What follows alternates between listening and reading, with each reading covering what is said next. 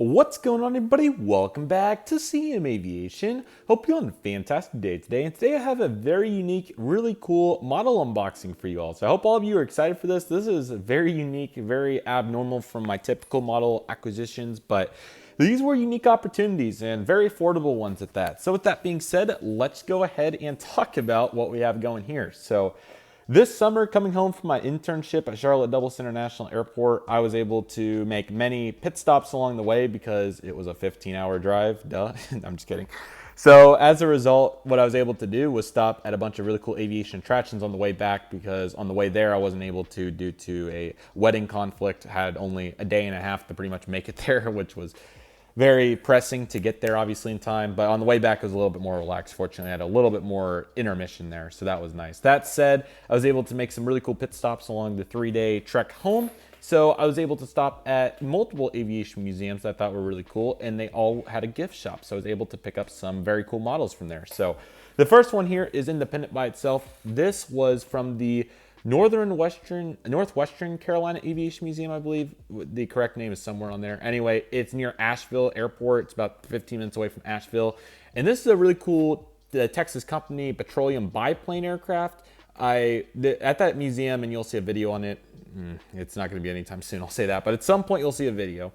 But with that said, what I want to highlight with this is that they had a bunch of really cool military World War II biplanes there. And I thought that it would be really cool to get an aircraft to kind of represent, what I remember from there. And this was the coolest, best value one for sure. This was just $20, no box. But yeah, this, ladies and gentlemen, is a really cool biplane. So yeah, the Texas company, Petroleum Products. So it's November Charlie 608 November. This is an original one. But yeah, we'll just do kind of a high-level overview for difference, since this isn't obviously what we typically take a look at. So this was the first one from that museum near Asheville. So yeah, you got the propeller here, which spins. You also had the cowling, which is pretty cool. I think it's kind of cool to, these aircraft are really cool because you can get up close to them at, shows and whatnot. So I'm kind of familiar with kind of what that looks like, that, cowling. So that's pretty cool to see here on a model form. You also had the wing structure and the wing root, which is really cool. I don't have a larger scale biplane yet, so I thought that would be very cool to expand the fleet, and this was such a cool opportunity. You also have this really cool pin, which opens this back compartment, which is pretty cool. But yeah, here's the underside of the wing. Obviously, Texaco, huge company, so I thought that was kind of cool to tie that back in. But yeah, you get the back stub piece here as well, which is nice. And you have the area for the two pilots, excuse me. But yeah, number 7 here for it as well. You got a cool wing root. And yeah, it's a really neat model. So I'm definitely really happy to have it. I think it's a really neat addition. I think $20 is very fair for it. It also has the cowling, which goes on and off, which is kind of cool. So yeah, this is a very neat plane. Definitely really excited to have it. And this museum unfortunately had very severe flooding from the hurricane that went through last year. So that's why the box was not salvaged from that. The box was on the floor, and it probably obviously was not salvageable at that point, which is unfortunate. Fortunately, the aircraft did pretty good, and they only had to pretty much just redo one major bookshelf, which despite that being a big job, that's coming out pretty good considering how substantial that hurricane was. So very glad that it ended up working out okay over there. And again, that's near Asheville Airport, North Carolina. So definitely would recommend going there if you get a chance. Asheville's a cool place. So that's where I stayed the first night. And then on day number 2 on the way back, I was able to stop at the Tennessee Aviation Museum, particularly the Tennessee Museum of Aviation is the correct phrasing. I was able to buy 4 models there. They have a really neat variety of aircraft. So let's go ahead and get these out. Now, I can't remember. Yeah, so some of these, this one I need to get touched up because it must have got a little bit dented up there on the, okay, that might have been my fault. That might have snapped. These are very delicate, and they were in the box there. So that's completely on me. So this one I'll get fixed up a little bit more. Or, there we go. I can fix it up for this video at least.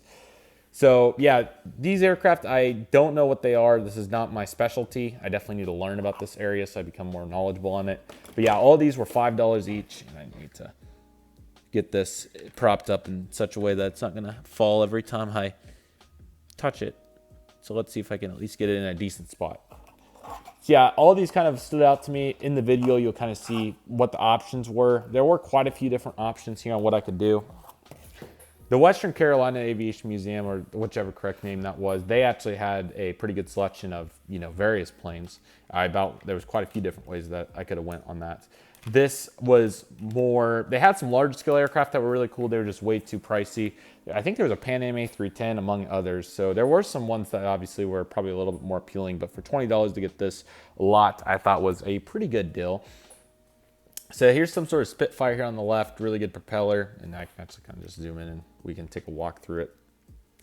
So yeah, very cool camo livery. You'll see that kind of with all these aircraft. And this museum really highlights on mainly military there, but they do have a really cool float aircraft in there as well. And there's a couple of cockpits for some fighters and whatnot. I sat in the cockpit there of a, I want to say an A4 maybe. That doesn't sound right though. I'm not sure what it was. We'll see a video on it at some point.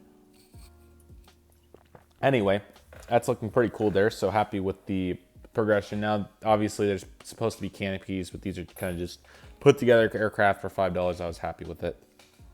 On the back, you have the really cool pieces there. I'm not sure if this aircraft was from France or not, but definitely looks quite nice. So pretty decent detail. Got some ailerons and whatnot going there, so that's pretty strong. Another biplane, looks like another one from France. Actually, all these, besides this one on the right, might be French related in some capacity. I'm not sure, but anyway. Yeah, very good detail on this one. The propeller's really cool. The engine cowling's very nice. The landing gear actually pretty nice. And again, another stub piece back there, so that must be somewhat common. You have one of the people in there, which is pretty cool. And yeah, F3556, so that's looking quite nice and definitely very satisfied, happy with the detail on that aircraft, so that's cool. Back there in the foreground, we have this prop looking strong. And yeah, it looks really nice too. The cowling's good on this one too. This is actually my first triplane, which I thought was another cool aspect when I was looking at it. Another reason why I got it. And these are very obscure for sure. So any opportunity to expand the fleet in a capacity like this, I thought it was definitely worth taking advantage of. So yeah, happy with that aircraft. And I think it looks really cool too. So I like the gray cowling there. And then you obviously get into the main fuselage color there. It's pretty nice. So good details there on that. Very happy with that. And then we have this really cool, I think this might be Japan. I'm not sure though, but whatever aircraft this would be, you have the canopies on this and even one in the back, which is really cool.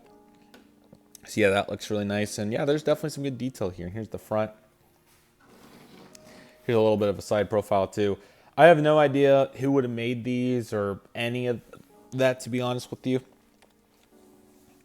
Excuse me, they're just very cool planes to have, and they were cheap and they really fit the build well. So yeah, I'm very happy to have all these. I think they look really cool. Obviously, this isn't my, and probably never will be my specialty in aviation, but it's always great to get out of your comfort zone a little bit, especially when it's affordable, and expand with some cool aircraft like this. So I think these are pretty neat. Let me know what you all think in the comments below. Definitely a little bit of a change up from normal, but yeah, always great to add planes. I just keep looking in my room and more planes find their way into the room. So yeah, that is fun, to say the least.